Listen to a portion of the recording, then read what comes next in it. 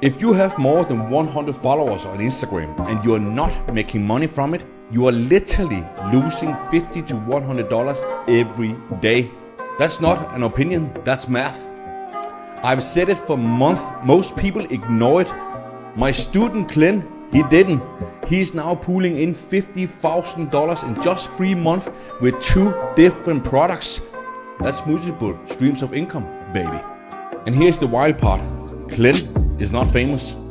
He's not an influencer. He just followed the system that I built for him. So when I tell you you should be making $50 to $100 a day, that's the flaw. The real potential, that is so much higher. But here's the catch. Only the ones who click the link in my bio ever see what's behind the curtain.